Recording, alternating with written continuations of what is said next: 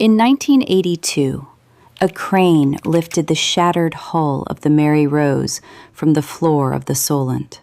King Henry VIII's flagship had been sitting beneath 40 feet of water and clay since 1545, over 4 centuries of total submersion. Among the 19,000 artifacts pulled from that mud were more than 500 leather shoes, archery bracers, and personal pouches. The silt had sealed them in an oxygen-free cocoon, freezing them in time. But the survival of those leather objects raised a question that conservators are still debating today.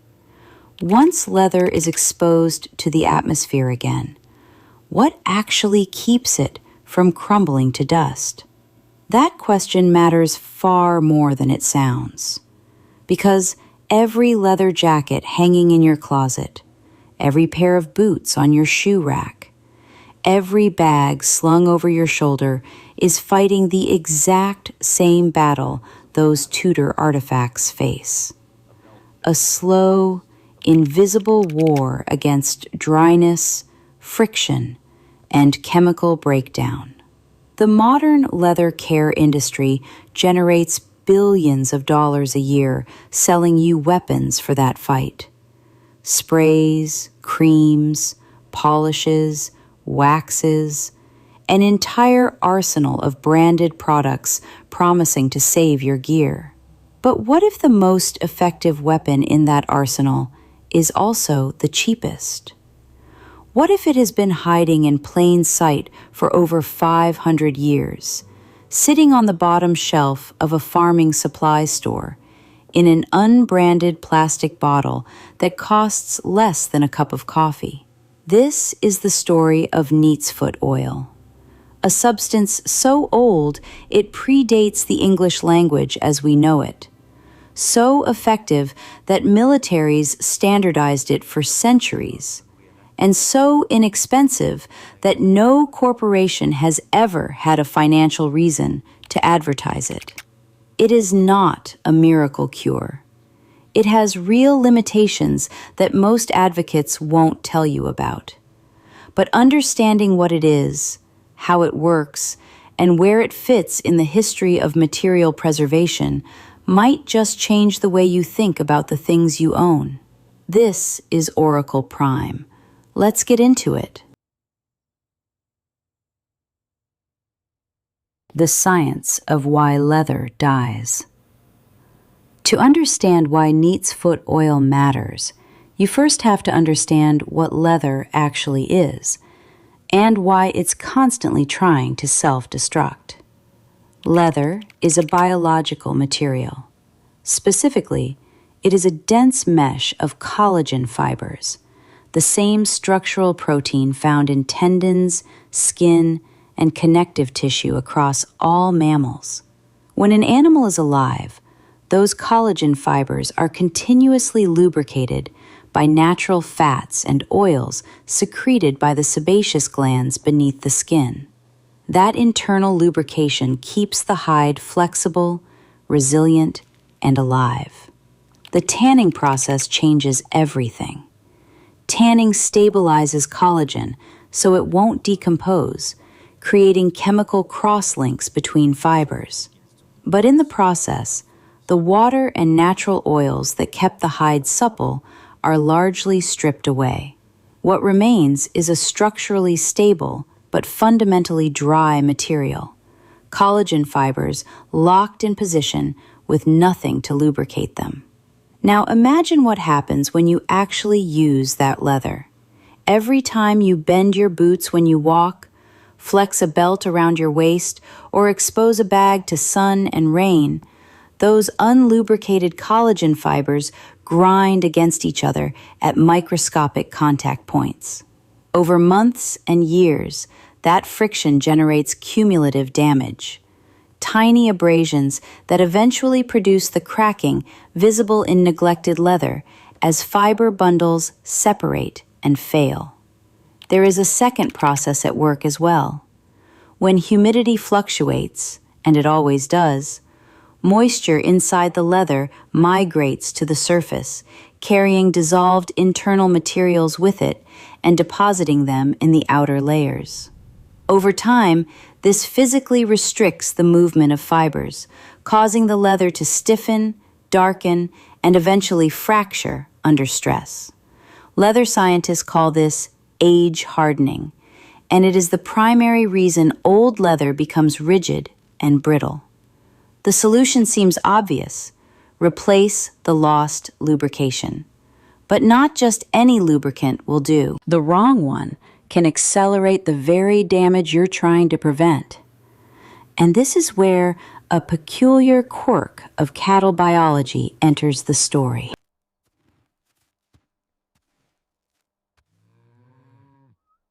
The oil that won't freeze.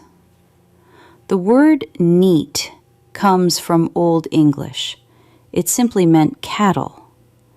Neatsfoot oil is exactly what the name suggests: oil rendered from the feet and lower shin bones of cattle. But here's the question that makes this interesting. Why the feet? Cows have plenty of fat throughout their bodies. Why would anyone bother boiling bones from the lowest part of the leg? The answer lies in an elegant piece of evolutionary engineering. Cattle are warm-blooded animals, but their legs are long, slender, and constantly in contact with cold ground, sometimes frozen ground, sometimes standing in ice water for hours. If the fat in their lower legs behaved like the fat in their body core, it would solidify in winter, and the animal would lose mobility. To solve this problem, cattle evolved a countercurrent heat exchange system in their legs. Warm arterial blood flowing downward passes close to cooler venous blood flowing upward, creating a thermal gradient. The fat stored in the lower limbs adapted to remain completely liquid at much lower temperatures than core body fat. Pure Neatsfoot oil stays fluid down to about 14 degrees Fahrenheit, roughly -10 Celsius. Chemically, this translates into a very specific fatty acid profile. According to the Museum of Fine Arts Boston's Cameo Conservation Database, pure Neatsfoot oil is composed of approximately 67% oleic acid, 17% palmitic acid, and 9% palmitoleic acid, with the remainder being stearic, myristic, and trace amounts of other fatty acids. Because it is predominantly a monounsaturated fat, it remains liquid at room temperature and penetrates readily into the tight, microscopic spaces between collagen fibers without crystallizing or hardening. What makes this composition particularly interesting is its similarity to the natural sebaceous oils present in living cattle hide. The tanning process removes most of those original oils, but the collagen structure that once accommodated them remains. When you apply pure Neatsfoot oil, it doesn't just coat the surface, it migrates into the fiber matrix and partially restores a lipid environment that the collagen was, in a sense, built to coexist with. This is not magic. It is not a perfect molecular lock and key, but among the many oils available, mineral oil, mink oil, coconut oil, silicone-based synthetics, Neatsfoot oil has a combination of penetration depth, viscosity, and biochemical compatibility that made it the go-to solution for centuries before anyone understood the chemistry. Compare that to what most modern synthetic conditioners actually do. Silicone-based sprays and petroleum-derived creams sit primarily on the leather's surface. They create a temporary sheen, an illusion of conditioning, while the collagen fibers beneath remain dry and continue to degrade. They may offer short-term water resistance, and they certainly look impressive in the moment, but they do not replicate what the hide lost during tanning. They are cosmetics for leather. Neatsfoot oil, imperfect as it is, functions closer to medicine. 5 centuries on the front lines. The historical record for Neatsfoot oil is remarkably deep. English tanners and saddlers had identified it as a superior leather dressing by the 15th and 16th centuries, gradually replacing tallow, rendered beef or mutton fat, which had been the previous standard. Tallow worked, but it had serious limitations. It turned rancid in warm weather, attracted insects, and solidified at cool temperatures, making even application difficult. Neatsfoot oil solved all 3 problems. It stayed liquid, resisted rancidity far longer, and penetrated more deeply. By the era of mounted warfare, Neatsfoot oil had become indispensable. The United States Cavalry, an institution whose operational effectiveness literally depended on leather saddles, harnesses, holsters, and boots surviving extreme field conditions, systematically documented Neatsfoot oil as required maintenance material for all leather equipment. A cavalryman whose saddle cracked on a desert march or whose holster split during a skirmish was not just inconvenienced, he was potentially dead. The stakes were existential, and the military treated leather care with corresponding seriousness. Later, U.S. Army field manuals for leather equipment care continued specifying Neatsfoot oil as the standard conditioning agent for rifle slings, holsters, and boot leather through the early 20th century. In 1915, Major James A. Moss published what became one of the most widely distributed military reference guides of its era, a manual that included specific protocols for leather preservation. The technique it described was methodical. Clean the leather first. Apply oil while the leather is still slightly damp. Use light strokes. Allow 24 hours for absorption, then buff and seal. That protocol, developed through decades of field experience, remains remarkably close to what leather care experts recommend today. But the most compelling evidence might be the quietest. In conservation laboratories around the world, the 60-40 mixture of Neatsfoot oil and lanolin, sometimes called the New York Public Library formula, became one of the most widely used leather dressings of the 20th century. A landmark study published in 1965 by Hannigan, Nagy, and Windus in the Journal of the American Leather Chemists Association tested 4 different leather dressings applied at 2-year intervals over 34 years on both chrome-tanned and vegetable-tanned bookbindings. Of the 4 dressings tested, Vaseline, Neatsfoot oil with lanolin, an oil and tallow emulsion, and a complex proprietary mixture, only the Neatsfoot oil and lanolin combination showed a measurable benefit, with treated leather retaining roughly 10% of the tensile strength that untreated samples lost over the same period. That is a modest result. It is not leather immortality, but in the world of archival science, where the goal is to slow degradation by even a few percentage points over decades, it was significant enough to make that formula standard practice in major research libraries for half a century. So if this oil has been trusted by armies, tanners, and conservators for over 500 years, why is it virtually invisible in the modern consumer marketplace? Where Neatsfoot oil disappeared, and why. Here is where most videos about Neatsfoot oil would tell you that a shadowy industry conspiracy buried the truth. That makes for compelling content. It is also almost certainly wrong. The real explanation is structural economics, and it is actually more interesting than a conspiracy. Pure Neatsfoot oil is a commodity byproduct of the meat industry. It cannot be patented. It requires minimal processing. It has no proprietary formula.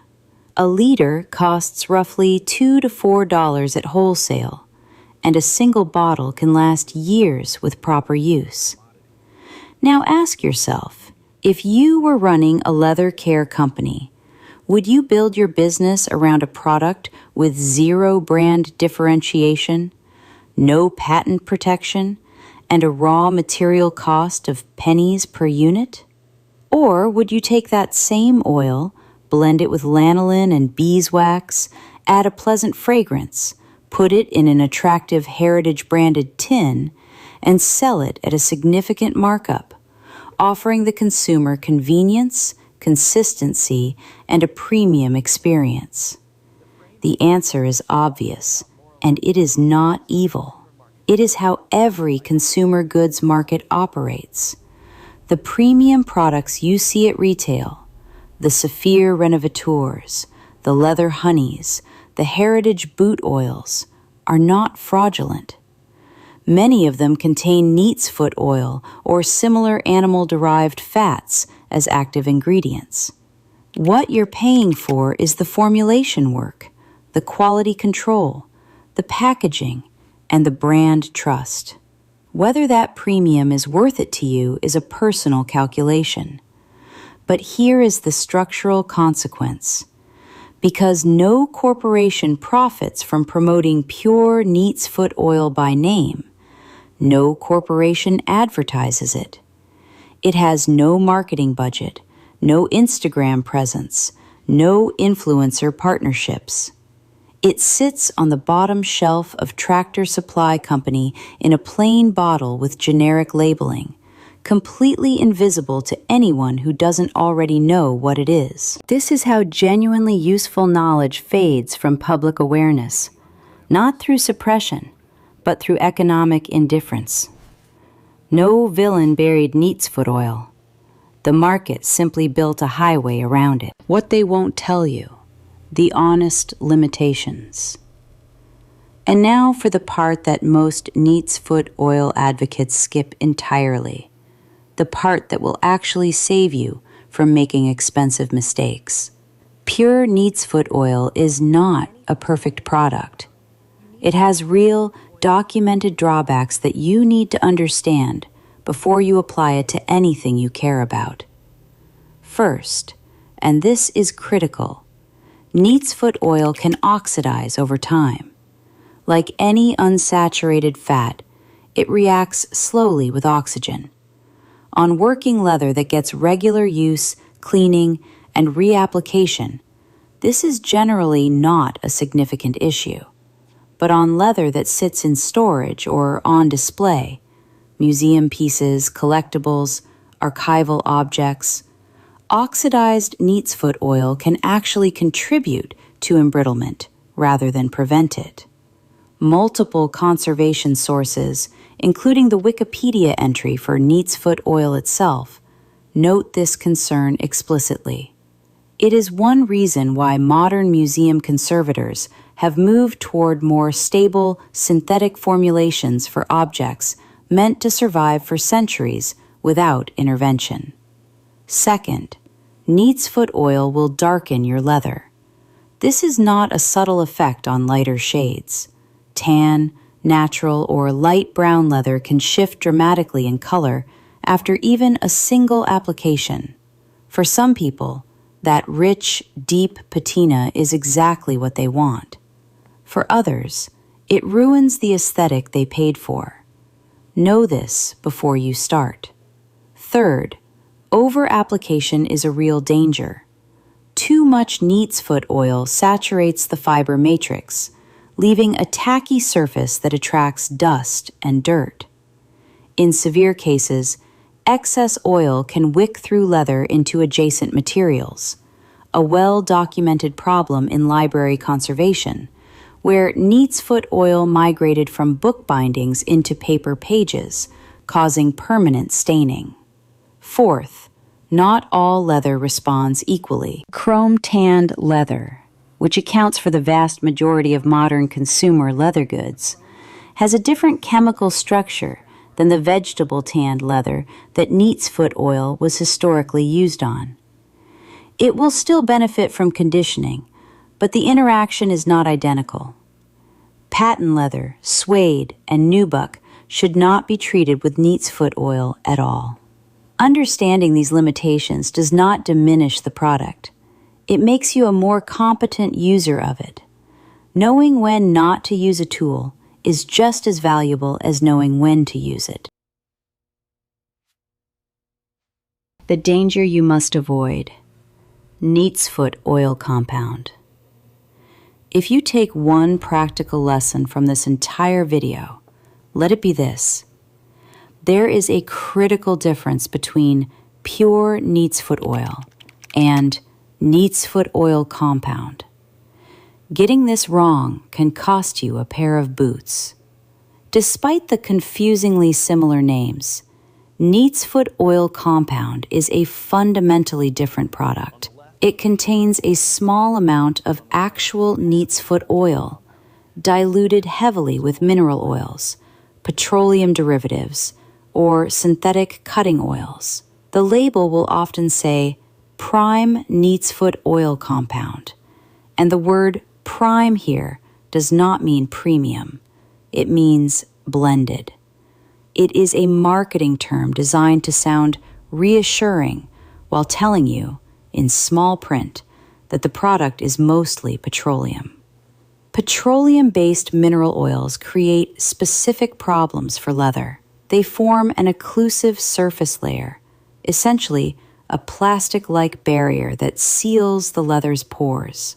Leather needs to exchange moisture with its environment to maintain its internal balance. When mineral oil traps moisture inside the collagen matrix, it can accelerate a form of internal degradation, sometimes called dry rot. The leather slowly disintegrates from within, while looking fine on the surface. Additionally, the petroleum solvents in compound formulations can dissolve adhesives used in boot construction and attack natural stitching threads. The widespread belief that Neatsfoot oil rots stitching is almost entirely attributable to compound products, not the pure oil. Always, always read the label.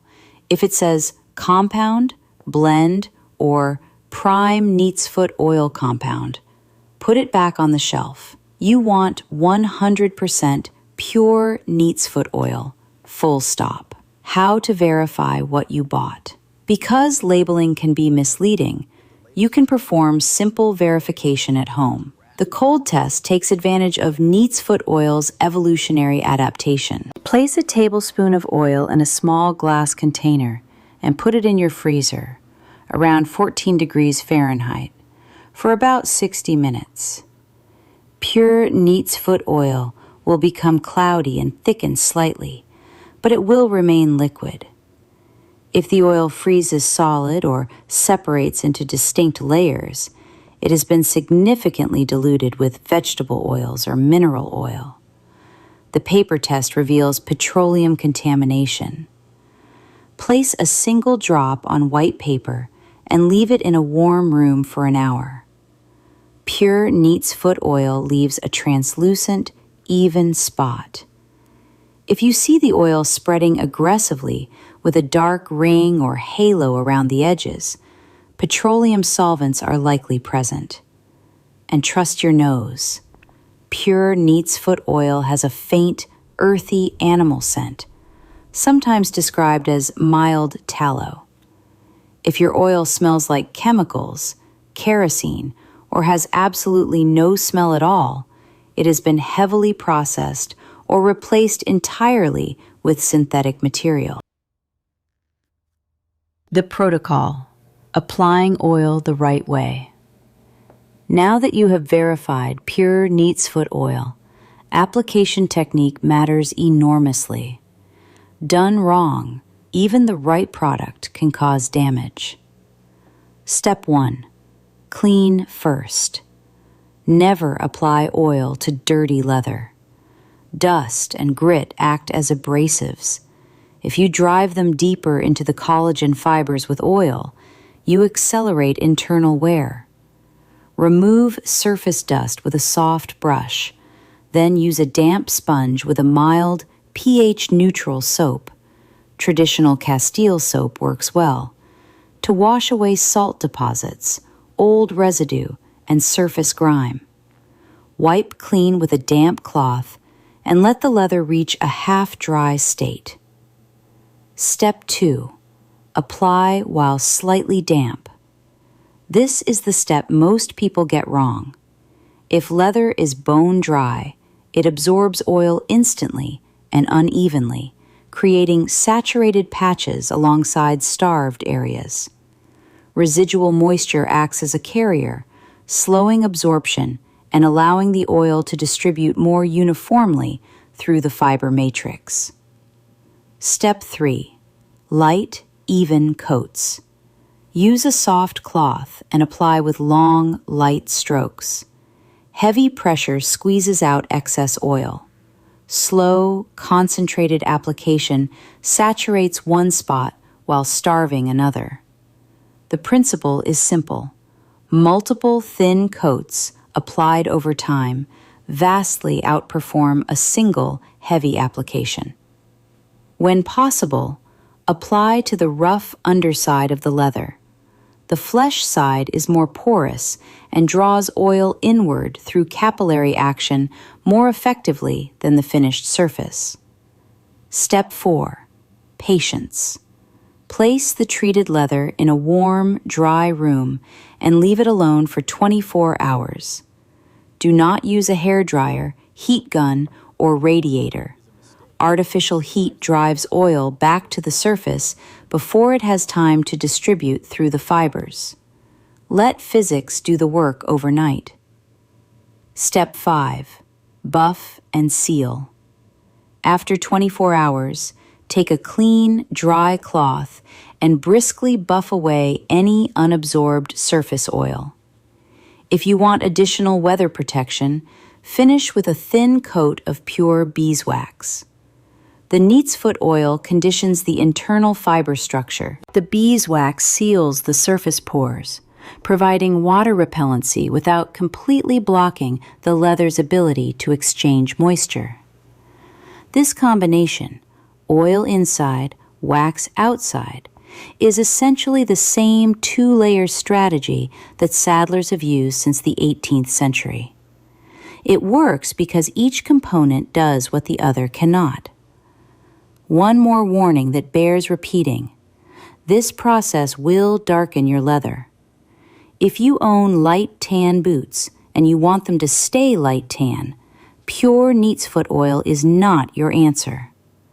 But if you value durability over fashion shelf color, the deep, rich patina that develops is something many leather enthusiasts consider a mark of character, evidence that the object has been properly cared for, not just displayed. A maintenance application once or twice a year, more frequently for boots and gear exposed to wet conditions, is generally sufficient for most leather goods in regular use. The bigger picture. There is something worth reflecting on here that goes beyond leather care. Neatsfoot oil is not the only useful product that is faded from common knowledge simply because no one profits from promoting it. There are dozens of simple, inexpensive, historically proven solutions to everyday problems that have been quietly displaced, not suppressed, not banned, just economically orphaned. No patent means no champion. No champion means no marketing. No marketing means no awareness. And within a generation, knowledge that was once common becomes obscure. The pattern repeats across industries. White vinegar as a household cleaner. baking soda as a deodorizer, diatomaceous earth as a pest deterrent, wool lanolin as a skin moisturizer. In each case, the product is cheap, effective, widely available, and virtually invisible in mainstream retail because no corporation has a financial incentive to promote it. The premium branded alternatives are not necessarily worse. Many of them work perfectly well. But the assumption that something must be expensive to be effective is a modern habit of mind, not a law of nature. The solution is not outrage. It is curiosity. It is the willingness to look past the branded shelf and ask what people used before the brands existed, and whether those older solutions still have value. Neatsfoot oil is not immortality in a bottle. It will not make any leather last forever. But for a few dollars, applied correctly and with honest understanding of its strengths and limitations, it can dramatically extend the useful life of the leather goods you already own. That is not a conspiracy theory. It is just good maintenance, the kind of practical knowledge that has always been worth preserving. Take care of the things you own, and they will take care of you. The knowledge is still here. It just requires you to go looking for it. Until next time, keep questioning, keep learning, and keep building the skills that last. This is Oracle Prime.